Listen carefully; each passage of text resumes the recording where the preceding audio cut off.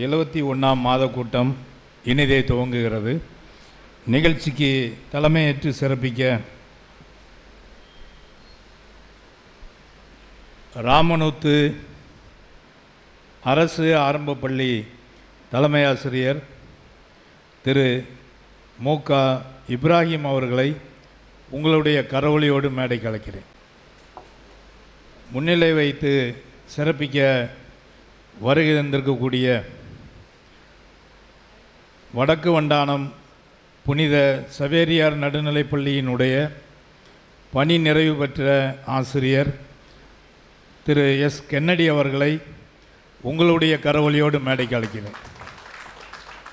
வருகை தந்திருக்கக்கூடிய சிறப்பு விருந்தினர் திருச்சி நகைச்சுவை மன்றத்தினுடைய செயலாளர், நல்ல பேச்சாளர், மதிப்பிற்குரிய திரு சிவகுருநாதன் அவர்களை உங்களுடைய கரவொலியோடு மேடைக்கு அழைக்கிறேன்.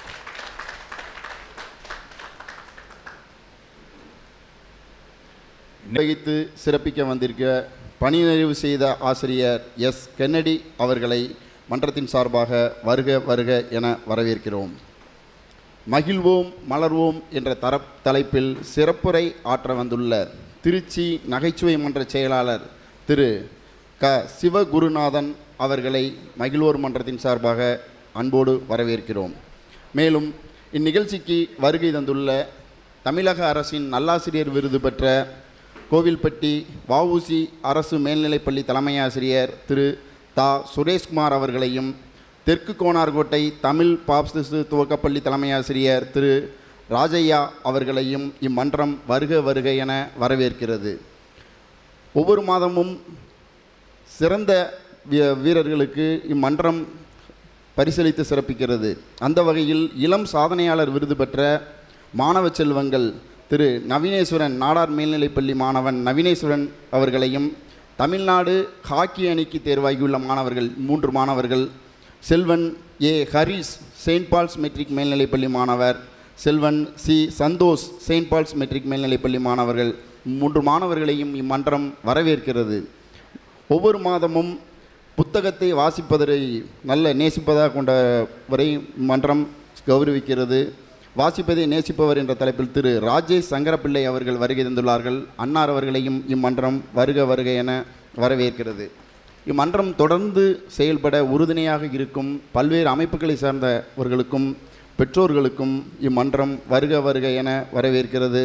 வருகை தந்த அனைவரையும் வருக வருக என வரவேற்று வரவேற்புரை நிறைவு செய்கிறேன். நன்றி, வணக்கம். நிகழ்ச்சிக்கு தலைமையேற்று சிறப்பிக்கக்கூடிய ராமனூத்து அரசு ஆரம்ப பள்ளியினுடைய தலைமை ஆசிரியர், இயற்கையினுடைய நேசர், புத்தக ஆசிரியர், இப்படி பல்வேறு கோணங்களை கொண்ட ஒரு சிறந்த தலைமை ஆசிரியர் இன்றைக்கு இந்த நிகழ்ச்சிக்கு தலைமையேற்றிருக்கிறார். அவர் தலைமை உரை வழங்கி சிறப்பிக்க அவரை அன்புடன் அழைக்கின்றேன். சிறப்புமாக நடைபெற்று கொண்டிருக்கிற மகிழ்வோர் மன்றத்தின் 71ஆம் மாத கூட்டத்தினுடைய தலைவர் அவர்களே, முன்னிலை வைக்கக்கூடிய தோழர்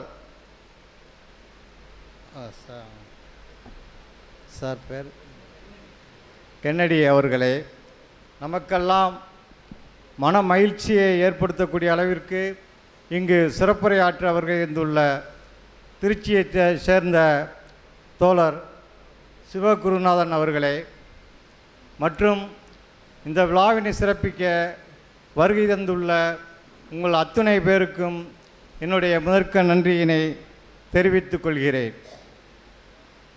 கல்வி ஒன்றுதான் இந்த உலகத்தை ஆளக்கூடிய வலிமையான கருவி என்று சொல்வார்கள். அதைவிட நகைச்சுவை என்பது ஒரு மனிதனை அழகாக்கக்கூடிய அற்புதமான கருவி. இன்றைக்கு நகைச்சுவை என்பது நிறைய பேர்கிட்ட இல்லை. மனிதனுடைய வாழ்க்கை இயந்திரத்தனமாக இருப்பதால் சிரிக்கவே நம்ம மறந்து போயிடுறோம்.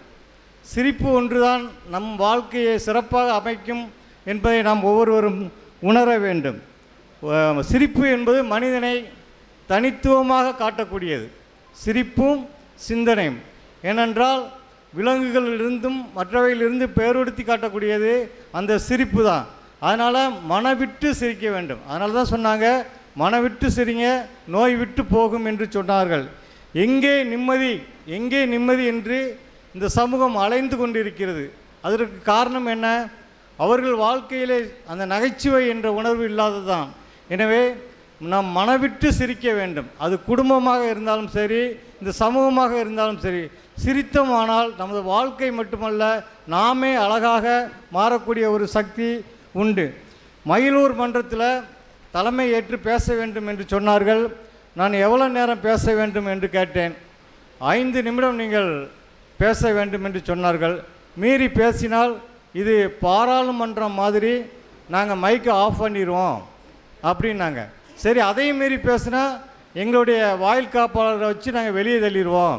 ஏன்னா இது அவ்வளோ கட்டுக்கோப்பாக இந்த நிகழ்ச்சி அமைப்பு இருக்கும் என்று சொல்லி தான் என்னை இங்கு அழைத்தார்கள். நான் ஒரு பள்ளியினுடைய தலைமை ஆசிரியராக இருந்தாலும் கூட எழுத்தின் மீது உள்ள பற்று காரணமாக ஒரு தமிழ் முன்னணி பத்திரிகைகளில் ஒரு 500 ஜோக்ஸ்க்கு மேலே நான் எழுதியிருக்கேன். குமுதம், ஆனந்த விகடன், இப்படி பல்வேறு நாளிதழ்களில் இன்றைய வரைக்கும் என்னுடைய நகைச்சுவை துணுக்குகள் மூகா இப்ராஹிம் வேம்பார் என்ற பெயரில் வந்து கொண்டே இருக்கிறது. வாரமலராக இருந்தாலும் சரி, ஆனந்த விகடன், குமுதம் அப்படின்னு. அதை அடுத்ததாக ஒரு புக்காக மாற்றி இதே மயிலூர் மன்றத்திலே வெளியிட வேண்டும் என்பது என்னுடைய ஆசை. அந்த வகையில் இந்த மயிலூர் மன்றத்தினுடைய காப்பாளர் திரு கணேஷ் சார் அவர்கள் இந்த ஒரு வாய்ப்பை கொடுத்ததுக்காக நான் மிகவும் நன்றி கூற கடமைப்பட்டிருக்கிறேன். நகைச்சுவை, நான் எழுதின நகைச்சுவை ஒரு 2 மட்டும் உங்களுக்கு சொல்லி இந்த நிறைவு செய்கிறேன். நகைச்சுவை என்பது வேறு எங்கேயும் போக வேண்டாம், பக்கத்திலேயே இருக்குது. இன்றைக்கி எங்களுடைய நகைச்சுவை எங்கேருந்து வரும் அப்படின்னா, பக்கத்தில் ஆஸ்பத்திரி இருக்குது, அரசியல்வாதிகள் இருக்காங்க, மருத்துவர்கள் இருக்காங்க. அவங்ககிட்ட இருந்து நாங்கள் நிறைய நகைச்சுவைகளை எடுப்போம். அது மட்டும் இல்லை, குடும்பத்தில் ஏகப்பட்ட நகைச்சுவைகள் என்ன செய்யுது, கொட்டி கிடக்குது. ஒருத்தர் கேட்டார், இப்போ அரிசி கொம்பன்னா என்னது? யானை. உங்கள் மாப்பிள்ளைக்கு அரிசி கொம்பன்னு பேர் வச்சுருக்கீங்களே, அவ்வளோ பலமானவரா அப்படின்னு கேட்காரு. அதை ஏங்க கேட்குறீங்க? அவர் சோறு கஞ்சியை பார்த்துட்டா டைனிங் டேபிளை விட்டு எந்திரிக்கவே மாட்டார் அப்படின்னு ஒரு ஜோக்கு. அது மட்டும் இல்லை, நம்ம ஹோட்டலில் சாப்பிட போகிறோம் இல்லையா, அங்கே மெயின் மெனு இட்லி அப்படின்னா அதிகபட்சமாக நமக்கு குஷ்பு இட்லி தான் தெரியும் இல்லையா. நான் ஒரு இடத்துல சாப்பிட போனேன் ஹோட்டலில். அவர் கேட்டார், சார் லேடிஸ் இட்லி வேணுமா ஜென்ஸ் இட்லி வேணுமான்னு கேட்டார். இது என்னடா புதுசாக இருக்குது, லேடிஸ் இட்லி ஜென்ஸ் இட்லி ரெண்டுக்கு என்னப்பா வித்தியாசம் அப்படின்னு கேட்டேன். லேடிஸ் இட்லினா சேலை துணியில் அவிச்சு கொடுப்போம், ஜென்ஸ் இட்லினா வேஷ்டி துணியில் அவிச்சு கொடுப்பேன்னார். இது வாரமலரில் வெளியான ஒரு இட்லி ஜோக்ஸு. அது மட்டும் இல்லை, இந்த மருத்துவமனையில் உள்ள ஜோக்ஸு கொட்டி கிடக்குது. ஏன்னா இது மயிலூர் மன்றம், நம்ம சிரிச்சுக்கிட்டே இருக்கணும் இல்லையா. அந்த மருத்துவமனையில் உள்ள ஜோக்ஸ் எல்லாம் பார்த்தீங்கன்னா ரொம்ப நல்லா இருக்கும். ஒருத்தர் கேட்காரு டாக்டர்கிட்ட போய், டாக்டர் நான் 1 வருஷமாக உங்களுடைய கிளினிக்கு வந்துக்கிட்டு இருக்கேன், நல்ல இம்ப்ரூவ்மெண்ட்டு தெரியுது அப்படின்னாரு. ஆமாம் சார், என்னுடைய கைராசி என்னுடைய வைத்தியம் அப்படின்னாரு. அதெல்லாம் ஒன்றும் இல்லை சார், நான் வரும்போது 1 ஆம்புலன்ஸ் தான் நின்றுச்சு, இப்போ 3 ஆம்புலன்ஸ் வாங்கிட்டிய அப்படின்னார். அது மட்டுமா, இன்னொருத்தர் ஒரு பேஷண்ட்டை கூப்பிட்டு அவசரமாக எமர்ஜென்சி வார்டுக்கு கொண்டு போனாப்புல. டாக்டர் இல்லை, நர்ஸு மட்டும் இருந்தாங்க. நர்ஸ் அவங்க பேஷண்ட்டை பார்த்து, சொந்தக்காரங்களை பார்த்து சொன்னாங்க, நல்ல வேலைக்கு சீக்கிரம் வந்தீங்க, ஒரு 5 நிமிஷத்துக்கு லேட்டாக வந்திருந்தீங்கன்னா பேஷண்ட்டை காப்பாற்றிருக்க முடியாது அப்படின்னாப்புல. அப்படியா, என்ன விவரம் அப்படின்னு கேட்டாப்புல. டாக்டர் இப்போ தான் வெளியே போகிறாரு அப்படின்னு. ஏன்னா 5 நிமிஷத்துக்கு முதல்ல டாக்டர் இருந்திருப்பார், உங்கள் பேஷண்ட்டை கொண்டிருப்பார் அப்படிங்கிற மாதிரி. அது மட்டும் இல்லை, குடும்பத்தில் மாமா அத்தை ஜோக்கு, கணவன் மனைவி ஜோக்குலாம் ஏகப்பட்ட ஜோக்கு நாங்கள் எழுதுவோம். மாப்பிள்ளை பொங்கலுக்கு வருவாரா அந்த முறை அப்படின்னு கேட்காப்புல. பழைய கஞ்சிக்கே வருவான், பொங்கலுக்கு வராமலா இருப்பாப்புல அப்படின்னாப்புல. அது மட்டும் இல்லை, பிச்சைக்காரர்கள் ஜோக்கு ஏகப்பட்டது சொல்லலாம். ஒரு பிச்சைக்காரர் டெய்லி நாயை கூட்டிகிட்டு போவாராம் பிச்சை எடுக்கிறதுக்கு. அப்போ ஒருத்தர் கேட்டிருக்காரு, எதுக்குப்பா நீ நாயை கூப்பிட்டு பிச்சை எடுக்க வர? இல்லை சார், நாயை கூப்பிட்டு போனால் தான் பிரியாணி மீன் இருக்கிற வீட்டை துல்லியமாக என்னால் கண்டுபிடிக்க முடியும், இல்லைன்னா சாம்பார் பொங்கலை போட்டுறாங்க அப்படின்னாப்புல. இதுபோல் மனிதனுக்கும் விலங்குக்கும் உள்ள வேறுபாடே அந்த புன்னகை தான். நீங்கள் மனவிட்டு சிரிக்க வேண்டும் என்று சொல்லி நல்ல வாய்ப்புக்கு நன்றி கூறி விடைபெறுகிறேன். நன்றி, வணக்கம். தலைமையேற்றிருக்கக்கூடிய தலைமை ஆசிரியர் அவர்கள் மயிலக்கா என்ற தலைப்பில் குழந்தைகள் பாடல்கள் தொகுப்பாக கொண்ட ஒரு புத்தகத்தை எழுதியிருக்கிறார். இப்போ தற்சமயமாக இந்த மாதிரி பத்திரிகைகளுக்கு அவர் நகைச்சுவை துணுக்குகளை எழுதி சிறப்பிக்கிறார். வழக்கமாக இப்போ பையங்க இந்த மாதிரி பையை தூக்குறது கிடையாது. பையை தூக்குறது பேரண்ட்ஸு தான் தூக்கிட்டு வராங்க, பையன் தூக்குறது கிடையாது. ஆனால் ஒரு பள்ளியினுடைய தலைமை ஆசிரியர் இவர் எப்போ பார்த்தாலும் பையோடு தான் இருப்பார். பையும் கையுமா இருக்கிற தலைமை ஆசிரியர் அவர் மட்டும்தான். அந்த சிறப்பு இப்ராஹிம் அவர்களுக்கு உண்டு. அவருடைய தலைமை உரைக்கு பாராட்டுக்களை தெரிவித்து கொண்டு தலைமையேற்றிருக்கக்கூடிய அன்னாருக்கு சிறப்பு பரிசை வழங்கி சிறப்பிக்க மன்ற காப்பாளர் திரு செல்வின் அவர்களை அன்புடன் கேட்டுக்கொள்கிறேன். முன்னிலை வைக்கக்கூடிய பணி நிறைவு பெற்ற ஆசிரியர் திரு கென்னடி அவர்களுக்கு சிறப்பு பரிசு வழங்கி சிறப்பிக்க மன்ற காப்பாளர் திரு மோகன்ராஜ் அவர்களை அன்புடன் கேட்டுக்கொள்கிறேன். மன்ற காப்பாளர் திரு சேர்மதுரை அவர்களை அன்புடன் கேட்டுக்கொள்கிறேன்.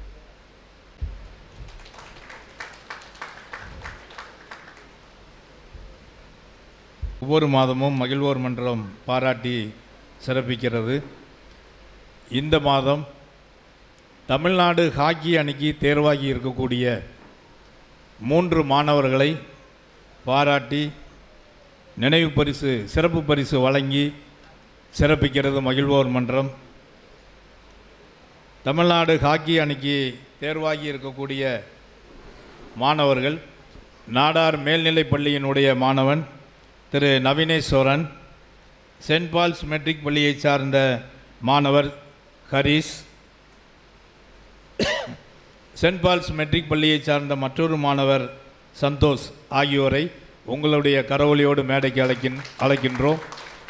அந்த 3 மாணவர்களுக்கும் சிறப்பு பரிசுகளை வழங்கி சிறப்பிக்க மேடையில் அமர்ந்திருக்கக்கூடிய தலைமை, முன்னிலை மற்றும் சிறப்பு விருந்தினர்கள் வழங்கி சிறப்பிக்க அன்போடு கேட்டுக்கொள்கின்றேன்.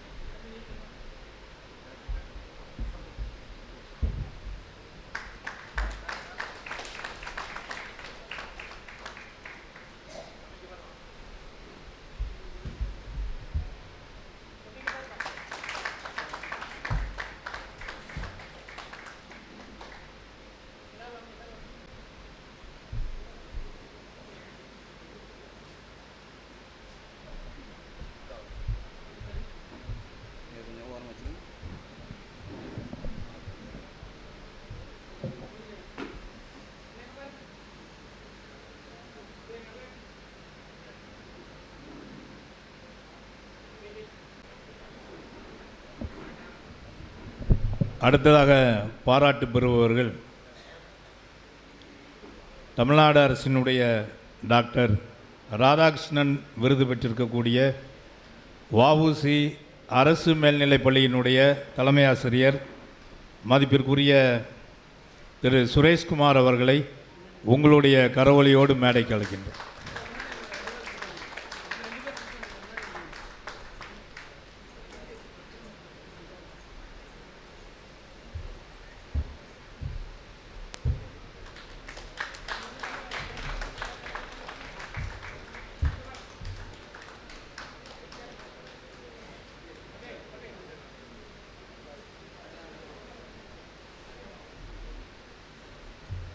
அடுத்ததாக டாக்டர் ராதாகிருஷ்ணன் விருது பெற்று பெருமை சேர்த்திருப்பவர் தமிழ் பாப்டிஸ்ட் ஆரம்ப பள்ளியினுடைய தலைமை ஆசிரியர் மதிப்பிற்குரிய திரு ராஜையா அவர்கள்.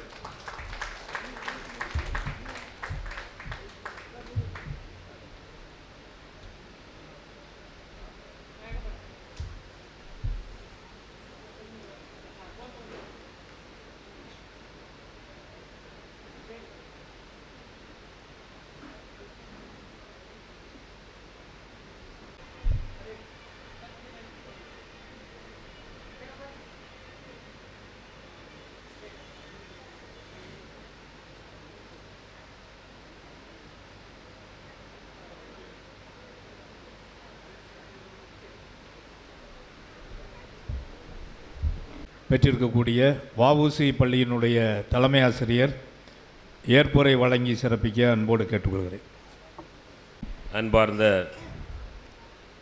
இக்கூட்டத்திற்கு வருகை தந்துள்ள அனைத்து நண்பர்களையும், இந்த மகிழ்வோர் மன்றம் எங்களை அழைத்து சிறப்பித்ததற்கு நான் பெரிதும் மகிழ்ச்சி அடைகிறேன். ஏன்னா யாரும் இது மாதிரி முன்னாடி ஆசிரியர்கள் சிறப்பிக்க எந்த ஒரு மன்றங்களும் இல்லை. உண்மையிலே பாராட்டத்தக்கது, மன மகிழ்ச்சியாக இருக்கிறது. இந்த தூத்துக்குடி மாவட்டத்திலே கோவில்பட்டியில் எங்கள் இருவருக்கும் மட்டும்தான் இந்த விருது கிடைத்தது. மீதியெல்லாம் தூத்துக்குடி அந்த பக்கம் உள்ளவங்களுக்கு கிடைத்திருக்கு. உண்மையிலே எங்களை அழைத்து சிறப்பித்த இந்த மகிழ்வோர் மன்றத்தினுடைய உறுப்பினர் அனைவருக்கும் என் மனமார்ந்த நன்றியை தெரிவித்துக் கொள்கிறேன். நன்றி. வஉசி பள்ளியினுடைய தலைமை ஆசிரியர் அவர்கள் முன்பு நாலாட்டின்முத்தூர் KR சாரதா பள்ளியிலே முதுகலை ஆசிரியராக பணியாற்றி பின்பு கன்னியாகுமரி மாவட்டத்திற்கு சென்று மீண்டும் கோவில்பட்டிக்கு பணி உயர்வு பெற்று தலைமை ஆசிரியராக வருகை தந்து இன்றைய தினம் கோவில்பட்டி கல்வி மாவட்ட அளவில் அந்த டாக்டர் ராதாகிருஷ்ணன் விருது பெற்று நம்முடைய நகருக்கு பெருமை சேர்த்திருக்கிறார். அவருக்கு மகிழ்வோர் மன்றத்தின் சார்பாக பாராட்டுக்களை தெரிவித்துக் கொள்கின்றோம். அதேபோல் தெற்கு கோனார்கோட்டை தமிழ் பாப்டிஸ்ட் ஆரம்ப பள்ளியினுடைய தலைமை ஆசிரியர் மதிப்பிற்குரிய திரு ராஜையா அவர்கள் ஒரு சில வார்த்தைகள் ஏற்புரை வழங்கி சிறப்பிக்க அன்புடன் அழைக்கின்றேன். மகிழ்வோர் மன்றத்தின் 71வது மாத கூட்டத்திற்கு தலைமையேற்று நடத்த கொண்டிருக்கக்கூடிய ஆரம்பப்பள்ளி தலைமை ஆசிரியர் திரு இப்ராஹிம் அவர்களையும், முன்னிலை வகித்து கொண்டிருக்கக்கூடிய வடக்கு வண்டாரம் புனித சவேரியார் நடுநிலைப்பள்ளியில் ஆசிரியராக பணி செய்து பணி நிறைவு பெற்றுள்ள ஆசிரியர் திரு கென்னடி சார் அவர்களையும், சிறப்பு விருந்தினராக திருச்சியிலிருந்து வருகை நிற்கக்கூடிய சிறப்பு விருந்தினர் தோழர் சிவகுருநாதன் அவர்களையும், இந்த நிகழ்ச்சியினுடைய பொறுப்பாளர்கள் உறுப்பினர்கள் அனைவரையும், தெற்கு கோனார்கோட்டை தமிழ் பாப்திஸ்து துவக்கப்பள்ளியின் தலைமை ஆசிரியர் திரு ராஜையாவாகிய நான் உங்கள் யாவரையும் வாழ்த்தி வரவேற்கிறேன்.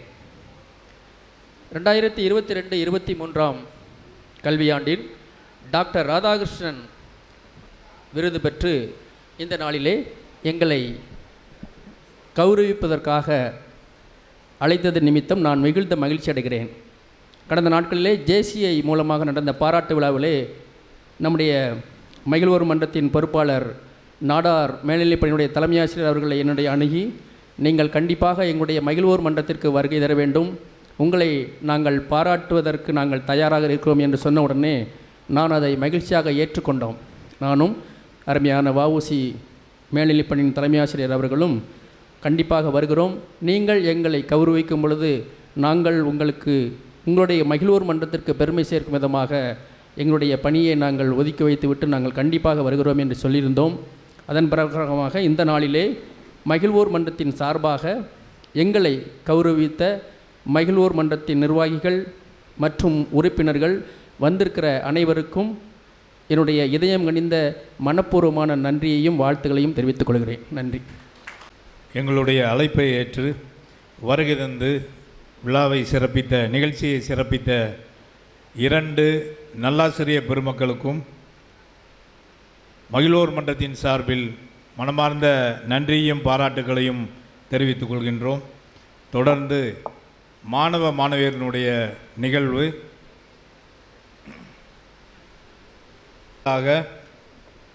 சம்யுக்தா சமிருதி ICM நடுநிலைப்பள்ளி.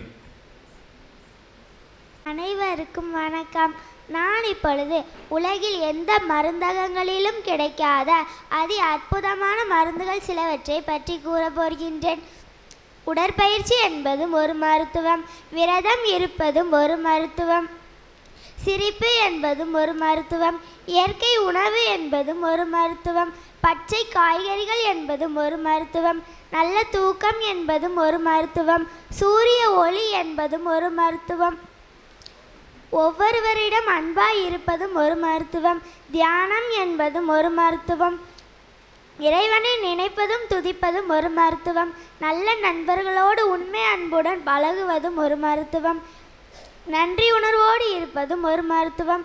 தவறை மன்னிப்பதும் ஒரு மருத்துவம். இந்த மருந்துகளை நம் வாழ்க்கையில் தேவையான அளவு எடுத்துக்கொள்வதோடு மாதம் மாதம் மகிழோர் மன்றம் வருகை தந்தால் மருந்தகங்களில் உள்ள மருந்துகள் நமக்கு அரிதாகவே தேவைப்படும். வாய்ப்புக்கு நன்றி.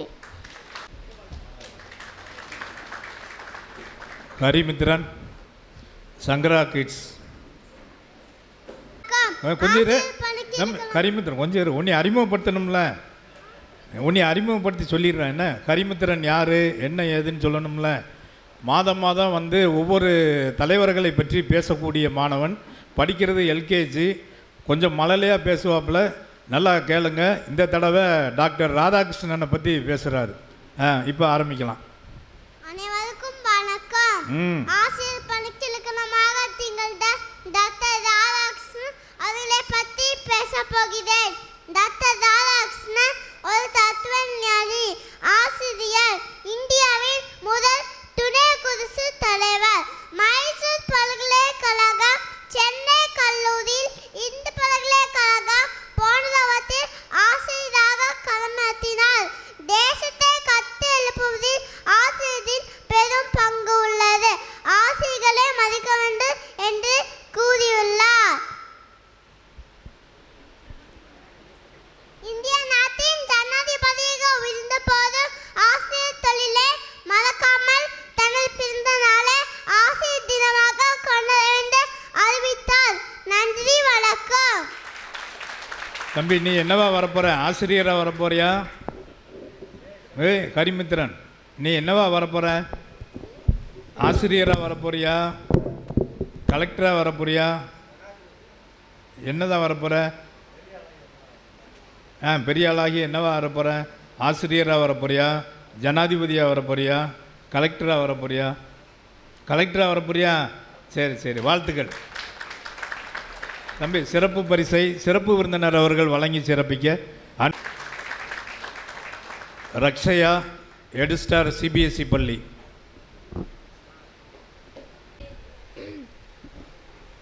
அனைவருக்கும் வணக்கம். என் பெயர் அக்ஷயா. 2 திங்களில் நம் வாழ்க்கை ஆரம்பமாவது போல் 5 தலைப்புகளில் 10 வாக்கியங்களில் கதைப்போமா என்ற தலைப்பில் சில கருத்துக்களை உங்கள் முன் பதிவு செய்ய விரும்புகிறேன். முதலில்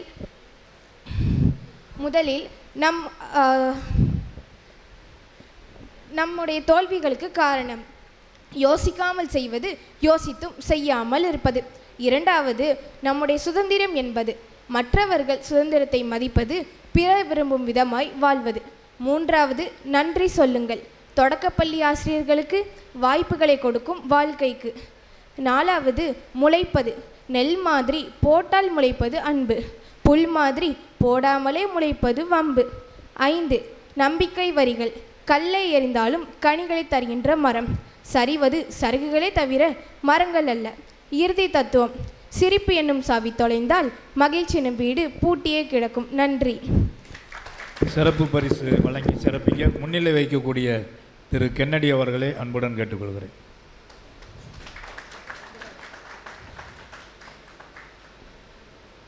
உமா மகேஸ்வரி, ஈவிஏ வள்ளிமுத்து உயர்நிலைப்பள்ளி, வேலாயுதபுரம். அனைவருக்கும் என் இனிய மாலை வணக்கம். நீதிபதி, என்னையா சொல்ற? நீ குடியிருந்த வீட்டுக்காரரை கொல்றதுக்கு அவரே காரணமா? எப்படி?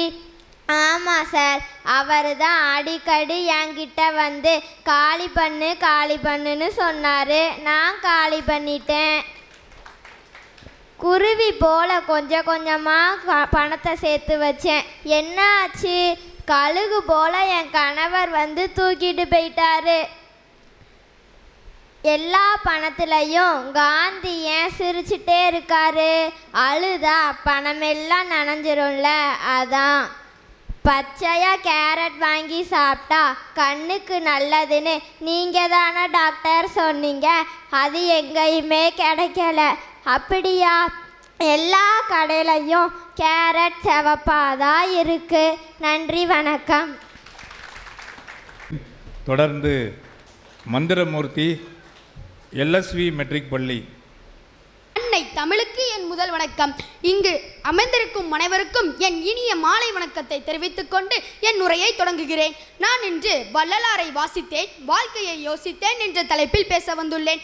புண்ணிய பூமியான நம் பாரத நாட்டில் தோன்றிய பல மகான்களுள் ஒருவராக உருவெடுத்தவரே நம் வள்ளலார். வள்ளலார் என்று மக்களால் அன்போடு அழைக்கப்படும் ராமலிங்க அடிகளார் ஆவார். உலக மக்களுக்கு ஜீவகாருண்யத்தின் பெருமையை உணர்த்தியவர். அருட்பெருஞ்சோதி, தனிப்பெருங்கருணை என்று மக்களுக்கு எடுத்துரைத்த வள்ளலாரின் பெருமைகளை கூறும் கதைகள், பாடல்கள் ஏராளம். எல்லா உயிரும் இன்புற்று வாழ வேண்டும் என்று கூறியவர். பசி என்று வருபவருக்கு 3 பேரையும் உணவளிப்பது சத்திய தர்மசாலை. இப்பேற்பட்ட மகானான வள்ளலார் என்று அழைக்கப்படும் ராமலிங்க அடிகளார் அக்டோபர் 5ஆம் தேதி மருதூர் என்னும் சிற்றூரில் ராமையா பிள்ளைக்கும் சின்னம்மைக்கும் மகனாக பிறந்தார். சிவனடியார் ஒருவரின் ஆசியால் அவதரித்தவரே நம் வள்ளலார். அவருக்கு கல்வியில் ஆர்வம் இல்லாவிட்டாலும் தன் சிறு வயதிலேயே முருகப்பெருமானின் பெருமைகள் பற்றிய பல பாடல்களை கந்தக்கோட்டத்தில் பாடி அருளினார். தனது 9வது வயதில் பல பாடல்களை எழுதி பாடியுள்ளார். தனது 12வது வயதில் அவர் ஆற்றிய ஆன்மீக சொற்பொழிவை கண்ட மக்கள் இவர் சாதாரண குழந்தையல்ல, தெய்வாம்சம் கொண்டவர் என்று பாராட்டி மகிழ்ந்தனர். வள்ளலாரின் பிரசங்கத்தினை பார்த்த அனைவரும் மெய்மறந்து போயினர். வள்ளலாரின் ஆன்மீக படிப்பு மிகவும் சுவாரஸ்யமானது. பாடல் பாடுவதும் பிரசங்கம் அமைப்பதும் முழு நேரமாகவே செய்து வந்தார் வள்ளலார். கந்தக்கோட்டத்தில் பாடியது மட்டுமல்லாது திருவொற்றியூர் என்னும் ஊரில் உள்ள வடிவம்மன் கோவில் சுவாமி தரிசனம் செய்வதும் வழக்கமாக வைத்திருந்தார். 1858 1865 வரை திருவெட்பாக்களை எழுதினார். அங்கும் ஒரு அதிசயம் நடந்தது. ஒரு தனி அறையில் திருவிளக்கேற்றி திருவெட்பா எழுதி கொண்டிருக்கையில் தெரியாமல் தீபம் எண்ணெய்க்கு பதிலாக பக்கக்குவலில் இருந்த தண்ணீரை ஊற்றினார். தீபம் ஜோதியாக இருந்தது. இதை பார்த்த மக்கள் அருட்பெரும் ஜோதியாண்டவர் என்றும் போற்றினர். 1865 சமரச வேத சன்மார்க்கம் என்னும் அமைப்பை தோற்றுவித்தார். 1867 சத்திய தர்மசாலையை தோற்றுவித்தார். இதன் நோக்கம் பசி என்று வருபவருக்கு 3 நேரமும் உணவளிப்பதுதான். மே மாதம் 23ஆம் தேதி வள்ளலாரால் ஏற்றப்பட்ட நெருப்பானது இன்று வரை அணையா அடுப்பாக இயங்கி வருகிறது. 1871 கோவில் ஒன்றை தோற்றுவித்தார். ஒளி தரும் கோவிலில் ஜோதி தரிசனம் காண தைப்பூச நாளில் 7 திரைகள் விளக்கி ஜோதி காண்பிக்கப்படுகிறது. இது 7 வித நிறத்திரைகள் 7 வித கருத்துக்களை கூறுவது போல் உள்ளது. புலால் உண்பதை வெறுத்தார். எந்த உயிரையும் கொல்லக்கூடாது, எல்லா உயிர்களிடமும் அன்பு காட்ட வேண்டும் என்று கூறினார். மேட்டுக்குப்பம் என்னும் ஊரில் உள்ள சித்தி வளாக அறையில் தன் இறுதி வாழ்வை முடித்தார். உண்மை, நேர்மை, உழைப்பு, அமைதி, பொறுமை என ஒரு மனிதன் எவ்வாறு வாழ வேண்டும், வாழக்கூடாது என்பதை வள்ளலாரின் பாடக்கருத்துக்கள் தெளிவாக விளக்குகின்றன. வள்ளலார் 14 நாட்கள் வரை வெளியே வராத கண்டு மக்கள் கதவை திறந்து பார்த்தபோது அருட்பெரும் ஜோதியாக காட்சி கொடுத்தார். வள்ளலாரை வாசித்த பின் நாம் அனைவரும் வாழ்க்கையில் எவ்வாறு வாழ வேண்டும், பிற உயிர்களிடம் எவ்வாறு அன்பு காட்ட வேண்டும் என்பதை அறிந்திருப்போம் எனவும் வாய்ப்புக்கு நன்றி கூறி விடைபெறுகிறேன். நன்றி, வணக்கம். ரூபினி, சங்கரகுமார் தொடக்கப்பள்ளி.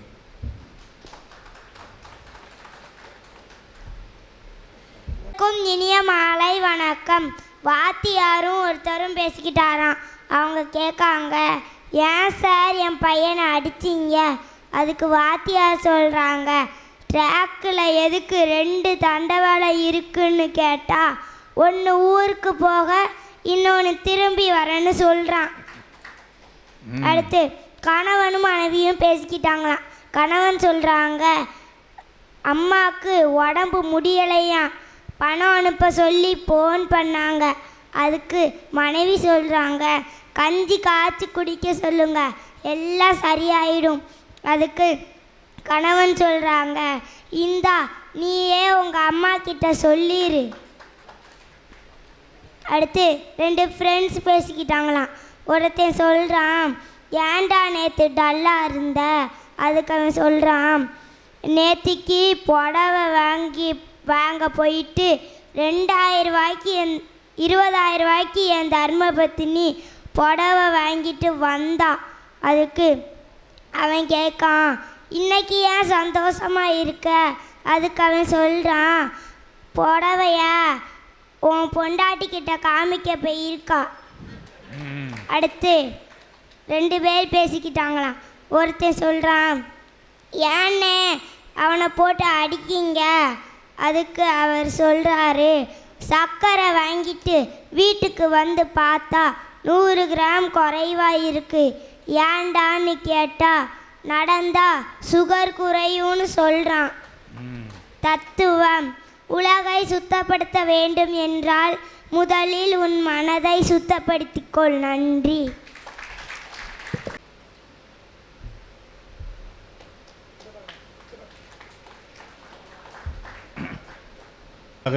சிறப்பு விருந்தினருக்கான நேரம்.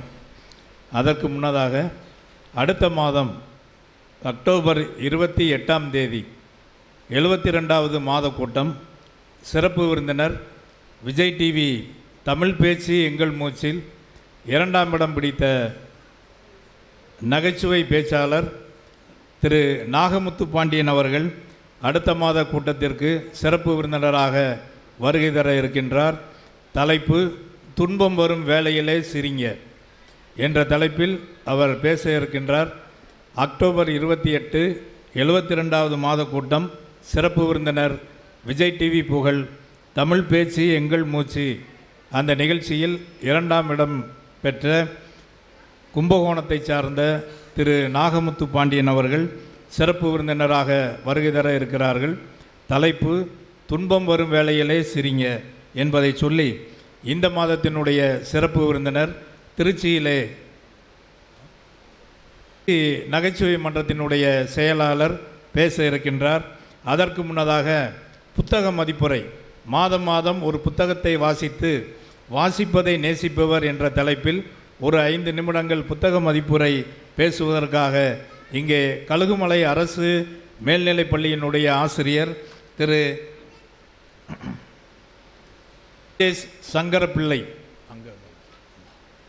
ராஜேஷ் சங்கரப்பிள்ளை அவர்கள் புத்தக மதிப்புரை சொல்வதற்காக வருகை இருந்திருக்கின்றார். அவர் வாசித்த புத்தகம் கவிஞர் நா. முத்துக்குமார் எழுதிய அணிலாடும் 3 என்ற புத்தகத்தை பற்றி புத்தக மதிப்புரை தர இருக்கின்றார். அவருக்கு நம்முடைய பலத்த கரவொலியோடு பாராட்டை தெரிவிப்போம். புத்தக மதிப்புரைக்கு பிறகு சிறப்பு விருந்தினரினுடைய மகிழ்வுரை தொடரும். நான் எடுத்துக்கொண்ட புத்தகம் அணிலாடும் 3. இந்த அணிலாடும் 3 என்ற புத்தகத்தை எழுதியுள்ளவர் நா. முத்துக்குமார் அவர்கள். எனக்கு இந்த புத்தகத்தை எடுத்துக்கும் போது அணிலாடும் சரி, இதில் முந்தில் என்ற வார்த்தை எங்கே இருந்து வருகிறது என்று ஒரு சிறு சந்தேகம். இந்த முந்தில் என்ற வார்த்தைக்கு விளக்கத்தை சொல்லப்போனால் முற்றம் என்பதாகும். இந்த சங்ககாலத்து புலவருடைய பேர்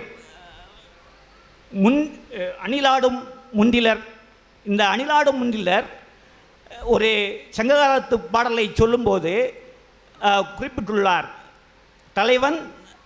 தலைவனை பிரிந்த தலைவி வீட்டில் முற்றத்தில் இருக்கும்போது அணில் ஆடி தன்னுடைய சுற்றத்தை தெரிவித்திருக்கிறது. அதை பார்த்த அந்த தலைவி தன்னுடைய தலைவனை நோக்கி வருந்திருக்கிறாள். அந்த பேரை நா. முத்துக்குமார் அவர்கள் இந்த புத்தகத்திற்கு வைத்து தன்னுடைய சுத்தத்தை பல விதங்களில் சொல்லி மகிழ்வூட்டியிருக்கிறார். முதல் சுற்றமாக தன்னுடைய அம்மாவையும், 2வது சுற்றமாக தன்னுடைய அப்பாவையும், அப்படியாக கிட்டத்தட்ட 20 சுற்றங்களை, உறவுகளை சொல்லி இன்றைய நாளில் கூட்டு குடும்பங்கள் சிதைவிட்டு போகின்ற இந்த சூழலில் தன்னுடைய சுற்றங்களை சொல்லி மகிழ்வூட்டி, அது மட்டுமில்லாமல் நாமும் இந்த சுற்றங்களோடு உறவாட வேண்டும் என்ற நோக்கோடு சொல்லியிருக்கின்றார். தன்னுடைய அப்பாவை சொல்லும்போது, என்னுடைய அப்பா எப்பொழுதும் புத்தகம் வாசிப்பவர், ஒரு மூடை புத்தகம் கிடைப்பதாக இருந்தால் என்னையும் கூட விற்றிருப்பார். அவர் தமிழ் படித்திருப்பதால் தான் குறிப்பிட்ட புத்தகத்தை வாங்கியிருந்தார். அவர் ஆங்கிலமும் கற்றிருந்தால் முழுக்க சம்பளம் அவ்வளவும் புத்தகத்துக்கு செலவிட்டிருப்பார் என்று தன் தந்தையுடைய இலக்கிய ஆர்வத்தை சொல்லியுள்ளார். தன் தாயை சொல்லும்போது, தன் தாயானவள் காற்றை எதிர்கொள்ளும் பூவின் புன்னகை போன்றவள், அப்படியாக சொல்லியிருக்கிறாள். அதே போல தன்னுடைய மகனை சொல்லும்போது, தன்னுடைய மகன் தீயை படிப்பதை விட தீயை தீண்டி பார்த்து காயம் பெற்று அதன் வழியாக சில நிகழ்வுகளை தெரிந்து கொள்ள வேண்டும் என்பதையும் சொல்லி, அதே போல தன்னுடைய மனைவியை உயிர்காற்று என்று சொல்லி, என்னுடைய ஜீவலட்சுமி வந்த பின்னால் தான் இந்த வாழ்வு சிறப்பு பெற்றது என்று கூறி தன்னுடைய சுற்றத்தை சொல்லி அழகாக எடுத்து சொல்லி விளக்கியுள்ளார். மேலும் இந்த புத்தகம் ஒவ்வொரு வீட்டிலும் இருக்க வேண்டிய ஒரு பொக்கிஷம் என்பதை தெரிவித்துக் கொள்கிறேன். மேலும் இந்த எழுத்தாளர் நாம் முத்துக்குமார் அவர்கள் கன்னிகாபுரம் பகுதியைச் சார்ந்தவர்.